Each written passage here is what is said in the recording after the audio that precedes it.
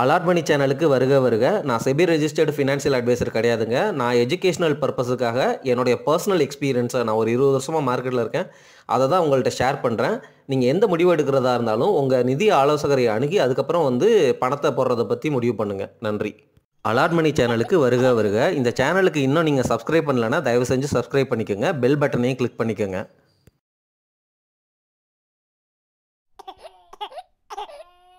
இந்த வீடியோ பதிவில் நம்ம எந்த ப்ராஃபிட்டுக்கு எவ்வளோ டேக்ஸ் கட்டணும், ஸ்டாக் வாங்கினா எவ்வளோ, கோல்டு வாங்கினா எவ்வளோ, கோல்டை இடிஎஃபாக வாங்கினா என்ன, ஃபண்டாக வாங்கினா என்ன, ஸ்டாக்கை மியூச்சுவல் ஃபண்டு மூலமாக வாங்கினா என்ன, இல்லை டைரெக்டாக வாங்கினா என்ன, பிஜி இன்வைட் வாங்கினா என்ன, இந்த மாதிரி வெரைட்டி ஆஃப் அசட் கிளாஸஸ் இருக்குல்ல, அதுக்கெல்லாம் நம்ம எவ்வளோ டேக்ஸ் கட்டணும் அப்படிங்கிறத தான் இந்த வீடியோ பதிவில் போட போகிறேன். என்னால் இந்த வீடியோ பதிவில் எல்லாமே கவர் பண்ண முடியாது. உங்களுக்கு கவர்மெண்ட் எப்படி இதை ரேஷனலைஸ் பண்ணுறாங்க, ரேஷனலைஸ்னால் அவங்க இந்த டாக்ஸேஷனை ரொம்ப எளிமைப்படுத்தணும் அப்படின்னு சொல்லி தொடர்ச்சியாக இம்ப்ரூவ்மெண்ட் பண்ணிக்கிட்டே இருக்கிறாங்க. அதனால் இந்த டேக்ஸ் லாங்கிறது சேஞ்ச் ஆகிட்டே இருக்குது. இப்போது இந்த கடந்த சில வருஷங்களில் இப்போது கரண்ட்டாக இருக்கிற டாக்ஸேஷன் லாவை உங்கள்கிட்ட சொல்ல போகிறேன். அது எப்படி நம்ம ஈஸியாக புரிஞ்சுக்கலாம் அப்படிங்கிறதுக்காக உங்களுக்கு சில ஸ்லைட்ஸை காட்டிட்டு அதை பற்றி பேசிட்டு அதுக்கப்புறம் short term capital gain tax எந்தெந்த இன்ஸ்ட்ருமெண்ட்டுக்குன்னு எவ்வளவு அப்படிங்கிறத, ஒவ்வொரு இன்ஸ்ட்ருமெண்ட்டுக்கும் இவ்வளவு அப்படிங்கிறத நான் சொல்ல போகிறேங்க. இப்போ இருக்கிற கரண்ட் டேக்ஸ் லா பிரகாரம். சரிங்களா? அதை புரிஞ்சுக்கங்க. இதில் உங்களுக்கு ஏதாவது டவுட் இருந்துச்சு, இல்லை நான் ஸ்டார் போட்டிருக்கேன், ஸ்டார் போட்டிருந்தா அதோடைய எஃபெக்டிவ் டேட் 1 ஏப்ரல் 2025 தான், அப்போது ஸ்டார் போட்டுக்கிறதுக்கு நான் இப்போ விற்றா என்ன டாக்ஸேஷன், அந்த மாதிரி நீங்கள் கேள்விகள் இருந்தால் கேளுங்க, கமெண்ட்டில் நான் பதில் சொல்கிறேன். இந்த வீடியோவுக்கு எவ்வளோ வியூ போகுது, எவ்வளோ இன்ட்ரெஸ்டடாக இருக்கீங்க அப்படிங்கிறத புரிஞ்சுட்டு நம்ம லாங் டேர்ம் கேபிட்டல் கெயின் டேக்ஸையும் நான் உங்ககிட்ட ஷேர் பண்ணுறேங்க. சரி, இப்போது இந்த வீடியோ பதிவில் என்னென்ன இருக்குது அப்படிங்கிறத குயிக்காக பார்த்துடலாம். முதல்ல நம்ம 2 விஷயம் இம்பார்ட்டண்ட்டாக புரிஞ்சுக்கணும். ஒன்று லிஸ்டட் செக்யூரிட்டிஸ், அதுக்கப்புறம் அன்லிஸ்டட் செக்யூரிட்டிஸ். லிஸ்டட் செக்யூரிட்டினா என்ன? அதாவது ஒரு எக்ஸ்சேஞ்சில் ஒரு ப்ராடக்ட் ட்ரேட் ஆகுது அப்படின்னா அது லிஸ்டட் செக்யூரிட்டிஸ். உதாரணமாக ஸ்டாக்கு எக்ஸ்சேஞ்சில் தான் ட்ரேட் ஆகுது, கரெக்டுங்களா? ஆனால் கோல்டு இடிஎஃப்பும் எக்ஸ்சேஞ்சில் தான் ட்ரேட் ஆகுது. உங்களுக்கு புரியுதுங்களா? இடிஎஃப்ங்கிறது நீங்கள் மார்க்கெட் ஹவர்ஸில் நீங்கள் வாங்கி விற்கலாம், சரிங்களா? ஆனால் கோல்டு மியூச்சுவல் ஃபண்ட் அப்படியா? கிடையாது, சரிங்களா? அது கான்செப்ட் வேறு. இது பிஜி இன்விட்டு லிஸ்டட் செக்யூரிட்டி கீழே தான் வரணும். ஏன்னா அதுவும் நீங்கள் மார்க்கெட் ஹவரில் தான் விற்று வாங்குறீங்க, அது எக்ஸ்சேஞ்சில் ஸ்டாக்கு மாதிரி தான் ட்ரேட் ஆகுது, சரிங்களா? ஸோ லிஸ்டட் செக்யூரிட்டிஸ் அப்படின்னா இந்த ஈக்விட்டி, அது மட்டும் இல்லாமல் எதெல்லாம் இண்டெக்ஸில் லிஸ்ட் ஆகி ட்ரேட் ஆகுதோ அதுதான் லிஸ்டட் செக்யூரிட்டிஸ் அப்படிங்கிறத ஒரு கேட்டகரியாக வச்சுருக்கிறாங்க. அதுக்கப்புறம் அன்லிஸ்டட் செக்யூரிட்டிஸ். இந்த அன்லிஸ்டட் செக்யூரிட்டிஸில் ஃபார் எக்ஸாம்பிள் டெப்ட் ஃபண்டு, இந்த பாண்டு ஃபண்டு, அதுக்கப்புறம் மற்ற மியூச்சுவல் ஃபண்டெல்லாம் வரும். ஆனால் இதுலேயுமே ஒரு சின்ன ட்விஸ்ட் இருக்குது. ஆனால் நான் ஒவ்வொன்றும் சொல்லிட்டு வரேன், உங்களுக்கு க்ளீனாக புரிஞ்சிடும், சரிங்களா? இப்போதைக்கு ஒன்று புரிஞ்சுக்கோங்க. 2 கேட்டகரியாக பிரிச்சிருக்கிறாங்க. ஒன்று லிஸ்டட் செக்யூரிட்டிஸ், இன்னொன்று அன்லிஸ்டட் செக்யூரிட்டிஸ். அதுக்கப்புறம் லிஸ்டட் செக்யூரிட்டிஸை நீங்கள் வாங்கி 12 மாதத்துக்குள்ளே விற்றா என்ன டேக்ஸு, அதுதான் ஷார்ட் டேர்மு. வாங்கி 12 மாதம் கழித்து, அதாவது 1 வருஷத்துக்கு அப்புறம் விற்றீங்கன்னா அது லாங் டேர்மு. அப்படி விற்றீங்கன்னா அதில் ப்ராஃபிட் வந்துச்சுன்னா எவ்வளோ டேக்ஸு. அதே போல் தான் அன்லிஸ்டட் செக்யூரிட்டிஸுக்கு நீங்கள் வாங்கி 24 மாதத்துக்கு முன்னாடி விற்றீங்க அப்படின்னா என்ன டேக்ஸு, ஷார்ட் டேர்ம், சரிங்களா? அதே இது 24 மாதம் கழித்து விற்றீங்கன்னா அது லாங் டேர்மு. சரி, இதுதான் கேட்டகரைசேஷனு. இந்த ஸ்லைடை பார்த்துக்கங்க, சரிங்களா? லாங் டேர்மு ஷார்ட் டேர்மு அப்படிங்கிறது 2 இருக்குது. லிஸ்டட் செக்யூரிட்டி அன்லிஸ்டட் செக்யூரிட்டின்னு 2 இருக்குது.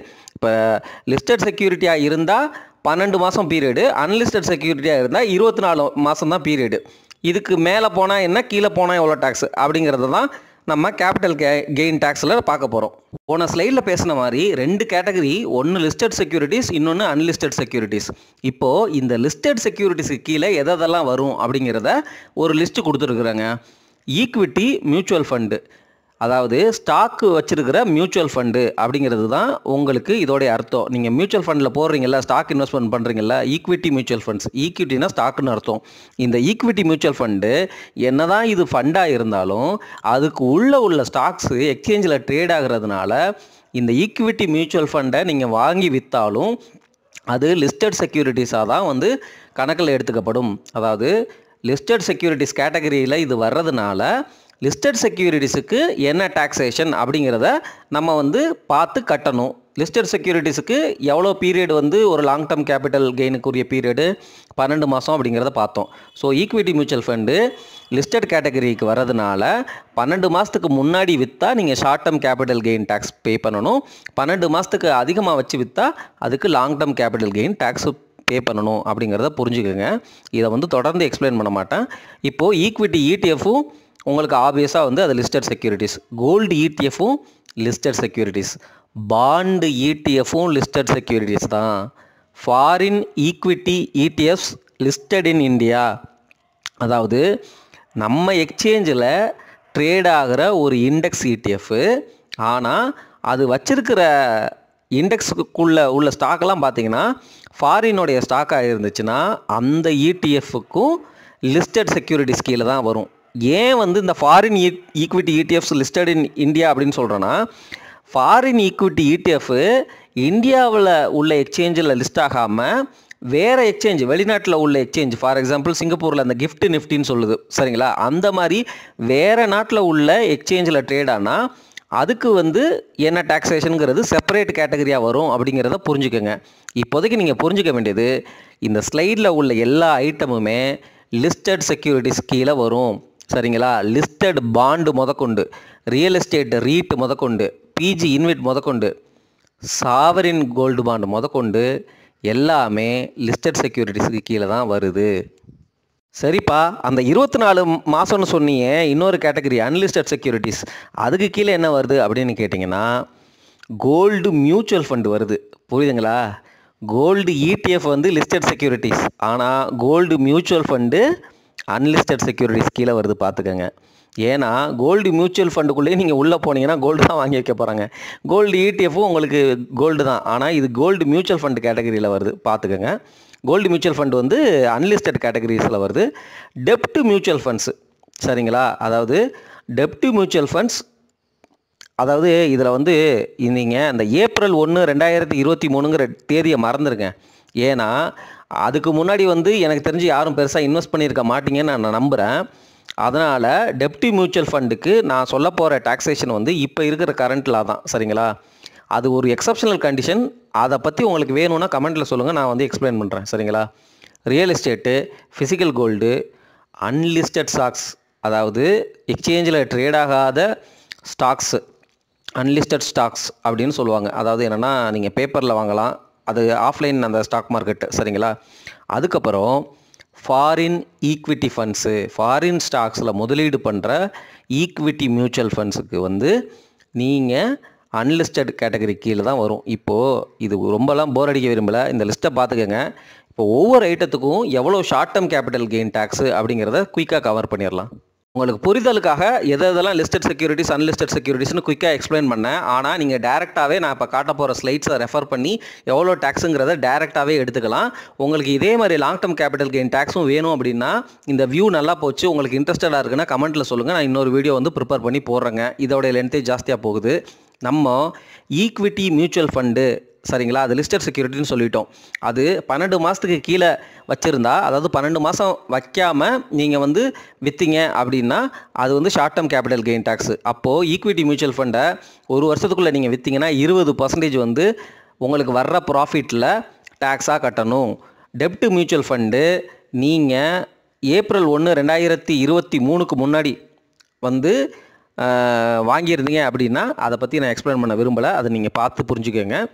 டெப்ட் மியூச்சுவல் ஃபண்டுக்கு எப்பொழுதுமே ஷார்ட் டேர்ம் அப்படிங்கிறது தான் வந்து ஹோல்டிங் பீரியட் சரிங்களா. அதனால் உங்களுடைய ஸ்லாப் ரேட்டு, நீங்கள் எந்த ஸ்லாபில் வர்றீங்களோ அந்த ஸ்லாபுக்கு ஏற்ற மாதிரி டேக்ஸ் கட்டணும் டெப்ட் மியூச்சுவல் ஃபண்ட்லேருந்து வர்ற ப்ராஃபிட்டுக்கு. அதே போல் ஈக்விட்டி மியூச்சுவல் ஃபண்ட்லேருந்து வர்ற ப்ராஃபிட்டுக்கு அது long term capital gain tax தான் வந்து 1.25 லேக் வந்து எக்ஸம்ஷன் இருக்குது. ஷார்ட் டேர்முக்கு எந்த எக்ஸம்ஷனும் கிடையாதுங்கிறத புரிஞ்சுக்கோங்க சரிங்களா. இப்போது டொமஸ்டிக் ஈக்விட்டி இடிஎஃப்ஸ் சரிங்களா, அதாவது ஈக்விட்டி இடிஎஃப் இண்டெக்ஸ் இடிஎஃப்லாம் வாங்கினீங்கன்னா அதுக்கு short term capital gain tax 20% 12 மாதத்துக்கு முன்னாடி நீங்கள் வச்சு விற்றீங்கன்னா. இன்டர்நேஷ்னல் ஈக்விட்டி இடிஎஃப் அது இந்தியாவில் லிஸ்ட்டாக இருந்துச்சுன்னா அதுக்கு வந்து 12 மாதத்துக்கு முன்னாடி நீங்கள் விற்றீங்க அப்படின்னா ஸ்லாப் ரேட்டு பிரகாரம் short term capital gain tax கட்டணும், பார்த்துக்கோங்க. சரி, இன்டர்நேஷ்னல் ஈக்விட்டி ETF வந்து இந்தியாவில் லிஸ்ட் ஆகாமல் வேறு ஏதோ எக்ஸ்சேஞ்சில் வந்து வெளிநாட்டில் வந்து லிஸ்ட் ஆகிருக்கு அப்படின்னா அதோடைய short term capital gain tax வந்து நீங்கள் 24 மாதம் வரைக்கும் வச்சுருந்தா தான் வந்து அது லாங் டேர்ம். 24 மாதத்துக்கு முன்னாடி 2 வருஷத்துக்கு முன்னாடி விற்றீங்க அப்படின்னா அது short term capital gain tax. So அதனால் ஸ்லாப் ரேட்டு பிரகாரம் தான் நீங்கள் டேக்ஸை கட்டணும், சரிங்களா? இப்போது நம்ம பேசுகிறது எல்லாமே short term capital gain tax, அதாவது 12 மாதத்துக்கு முன்னாடி விற்றா 24 மாதத்துக்கு முன்னாடி விற்றா, சரிங்களா?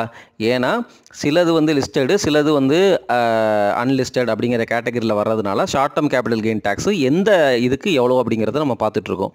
இப்போது டெப்ட் ETF இருக்குது, நம்ம எக்ஸ்சேஞ்சில் ட்ரேட் ஆகிற டெப்ட் ETF இருக்குது. அதுவுமே உங்களுக்கு எப்படின்னா வந்து ஆல்வேஸ் ஷார்ட் டேர்ம் தான். இப்போது ஏப்ரல் 1க்கு அப்புறம் தான் வாங்கியிருப்பீங்கன்னு நான் நம்புகிறேன். அதுக்கு வந்து ஆல்வேஸ் ஷார்ட் டேர்ம் நீங்கள் ஸ்லாப் ரேட்டு பிரகாரம் தான் வந்து நீங்கள் டேக்ஸ் கட்டுற மாதிரி இருக்கும். 24 மாதம்லாம் இல்லைங்க, நீங்கள் எவ்வளோ நாள் வச்சுருந்தாலுமே வந்து ஸ்லாப் ரேட்டு பிரகாரம் தான் கட்டணும், புரிஞ்சுக்கோங்க, சரிங்களா? அதுக்கப்புறம் இன்டர்நேஷ்னலில் இருக்கிற டெப்ட் ETF நீங்கள் வந்து வாங்கியிருந்தீங்க அப்படின்னாலும் அதுக்கும் ஆல்வேஸ் ஷார்ட் டேர்ம் தான்.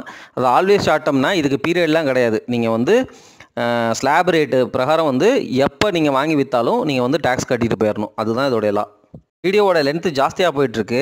நீங்கள் 2 விஷயம் முக்கியமாக புரிஞ்சுக்கணும். ஒன்று, நீங்கள் சப்போஸ் வந்து நீங்கள் ஸ்டாக்கையோ மியூச்சுவல் ஃபண்டையோ இல்லை வந்து டெப்ட் ஈக்விட்டி ETFயோ இல்லை வந்து டெப்ட் மியூச்சுவல் ஃபண்டையோ எந்த இன்ஸ்ட்ருமெண்ட்டாக இருந்தாலும் சரி 1 ஏப்ரல் 2023க்கு முன்னாடி வாங்கியிருந்தா அதுக்கான ஷார்ட் டேர்ம் கேபிட்டல் கெயின் டேக்ஸையும் நான் வந்து இதில் காட்டியிருக்கேன். ஜஸ்ட்டு ரெஃபர் பண்ணிவிட்டு அதுக்கேற்ற மாதிரி பிளான் பண்ணிக்கோங்க. நான் பேசுகிறது எல்லாமே நம்மளுடைய கரண்ட் டாக்ஸேஷன் பற்றி தான், சரிங்களா? இந்த 1 ஏப்ரல் 2023க்கு முன்னாடி வாங்கியிருந்தால் மட்டும் அதுக்கு கொஞ்சம் டாக்ஸேஷன் வேரி ஆகும்.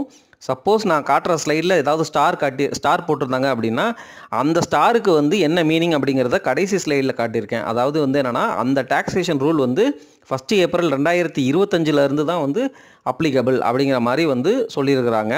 அதையும் நீங்கள் வந்து நோட் பண்ணிக்கோங்க. இந்த ஸ்லைடில் ஃபண்ட் ஆஃப் ஃபண்ட்ஸோடைய டாக்ஸேஷன் எவ்வளோ அப்படிங்கிற மாதிரி நான் உங்களுக்கு காட்டியிருக்கேன். டாக்ஸேஷன்னா short term capital gain tax தான், அதை மறந்துடாதீங்க. இது லாங் டேர்முக்கு அப்ளிகபிள் கிடையாது.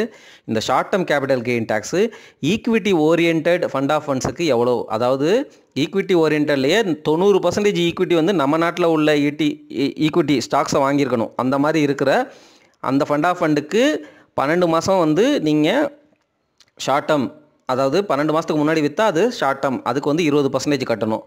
அதர் ஃபண்ட்ஸு, அதாவது என்னென்னா அடுத்தது வந்து என்னென்னா ஹைப்ரிட் கேட்டகரி, உங்களுக்கு 65% டெப்ட்டில் இருந்தால் என்ன, 65% ஈக்விட்டியில் இருந்தால் என்ன, அதோடைய short term capital gain tax இதை காட்டியிருக்கேன், நீங்கள் பார்த்துக்கோங்க. இதில் வந்து ஸ்டார் போட்டிருக்கேன், நோட் பண்ணிக்கோங்க. அதுக்கு அடுத்து இன்டர்நேஷ்னல் ஃபண்ட் ஆஃப் ஃபண்ட்ஸ்லையும் வந்து ஸ்டார் போட்டிருக்கேன். அதுக்கு short term capital gain tax slab rate பிரகாரம்.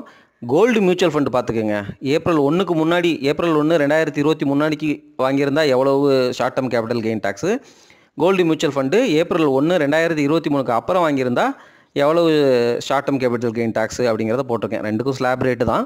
இந்த ஸ்டாருக்கு தான் நான் வந்து ஆல்ரெடி எக்ஸ்பிளைன் பண்ணிட்டேன். கடைசி ஸ்லைடில் வந்து அந்த ஸ்டார் போட்டிருக்க கேட்டகரியெல்லாம் இந்த டேக்ஸ் ஸ்லாபுங்கிறது வந்து 2025 1 ஏப்ரல்லேருந்து தான் அப்ளிகபிள் ஆகும்.